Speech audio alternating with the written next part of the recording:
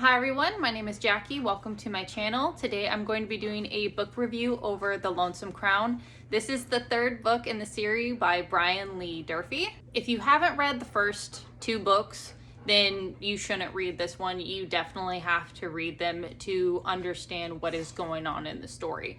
It is a great series though, however, so I would highly recommend reading them, and I will leave my reviews in the description below so you can press on the links and then watch the review and determine whether or not you want to read it. Just like in the previous two books, every chapter you follow along with a different character, whether it's Nail, John Rowland, Princess Talia, Stefan, or whatever other characters there are. And again, I really like the fact that there's so many different characters that you follow, because you are still getting to know what's going on in different parts of the continent or the kingdom, and it just makes everything blend and go together real well. The way Mr. Durfee does it, it flows really nicely. And I have read other books where it's kind of chaotic, or you don't necessarily know who you're following when the chapter comes and you kind of get confused. But the way Brian does it is very well done, and it just makes everything flow really nicely. Now that this is like the final stretch of the series, all the characters are finally coming together. Maybe not all at once, but individuals or groups of adventurers or people are meeting each other and kind of doing their own thing. Not only that, but all the Angel Warrior weapons are, gathered together. The Angel Stones are found. So all of those things have been found, and somebody has those individual items. And eventually they do come together, which is important for later on in the story. And in this one, you finally do get to see dragons, and it does explain how they were resurrected, or how they came back into being through Stefan, which originally, I will say, in his first chapter, I was kind of confused, because in book 2, if you remember, you are led to believe that Stefan dies. So you follow Stefan in a couple chapters, and you get to discover how he lived and the process that he involuntarily went through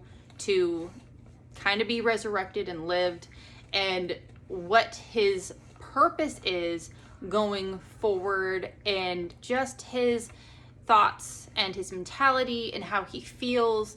It's a very interesting character to follow, because he's one that came back from the dead, and it's almost like he's very uncertain about himself, his life, his friends, and the world. This is also after the battle where the White Prince is trying to, invade the kingdom. So you do get to see more about the White Prince and what he does with like John Rowland and Talia's older brother, and how all of that comes together, how they come together and their interactions. I don't want to say come together like they team up, because that's not what happens, but you get to see their interactions as well after the big battle. You also get to discover who Black Dougal really is, which I don't necessarily know if it was a surprise.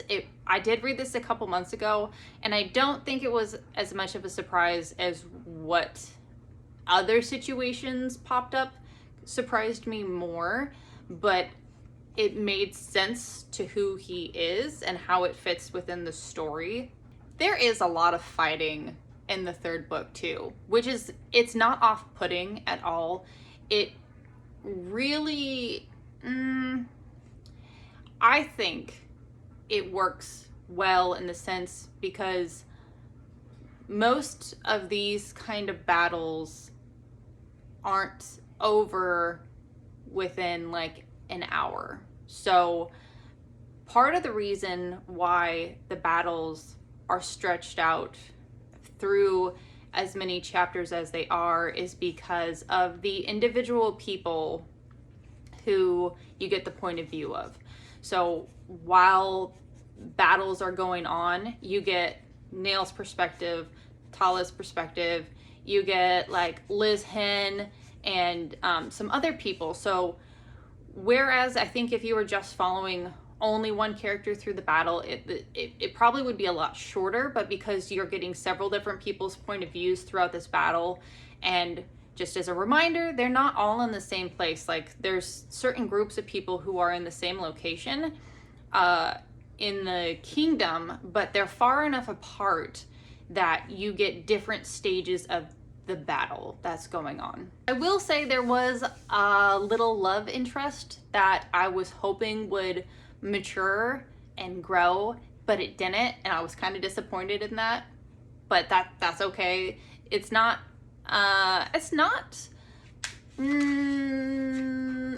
presented as like a romance fantasy, so I shouldn't have expected it, but I kind of wanted it, but it's okay that it didn't happen. Liz Hen was also more tolerable in this book than the first two. So in the first two books, I really disliked Liz Hen, and I kind of just wanted her to die. I did. I was just like, I hope she dies. Somehow she never died, but I'm kind of glad, because in the third book, she is a lot better. She kind of holds, but she's always been able to like hold her own and protect herself and protect others, but she's just kind of had a crappy personality. Whereas in the third book, you can see the character development and how she's just more mature and more likable as a character. Whereas you could say, is it Jovan? I think I want to say it's Jovan, Tala's older brother, who's the king. Jovan has always been like just this psychotic, crazy person that you just wish was not there and that he would die. And Jovan is like legit just freaking crazy. You also figure out who the two real what are they called? The real brother and sister who are supposed to be a part of the prophecy. You finally find out who they are, which I guessed right, so I was happy about that, because I was like, yay, I was right.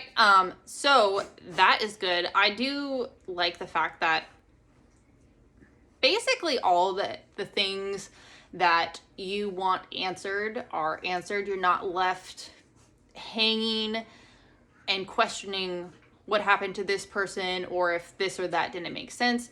Everything comes together, and it is just really well written. I will say that the one thing I do not like in this book is that it's the last book in the series, and that these characters are kind of just done and it's over, because I really enjoyed the characters. I really loved the world, and it's kind of sad. It's like that bittersweet feeling when you finish a really good book or a really good series and you just know that there's no more left. There's nothing left, which is really sad. But again, it's one of those series I would be willing to read again. I would highly recommend. If Mr. Durfee wrote another fantasy series like this, or if for some reason he did like a spin-off series where you follow some of the characters, I would definitely read it, because it was just so well done, and you just really get to feel what the characters feel and see through their eyes, and the world building and all the backstory. Like, everything was done just amazingly. Definitely one of my favorite books I've read this year, and his first two books were some of the favorite I read last year. So if you have a chance, I mean, if you're already this far in the series, or if you're thinking about reading the third book in the series, like you should just read it so you see what happens and you figure out who is who and the secrets. And of course, I'm missing a lot of stuff.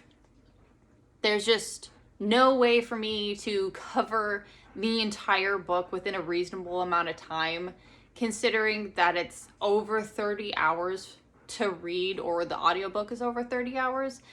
I just can't fit all the information in with my review. And on top of that, I wouldn't want to, because I don't want to give anything away And that's probably one of the reasons why I'm kind of, I don't want to say I'm on the edge, but I'm trying not to give too much. I'm not trying to tell too much because it is something that I want you to read and I want you to experience for yourself. I don't want to give any spoilers away. But I appreciate you guys watching. I hope you have a wonderful day and I'll see you later. Bye everyone.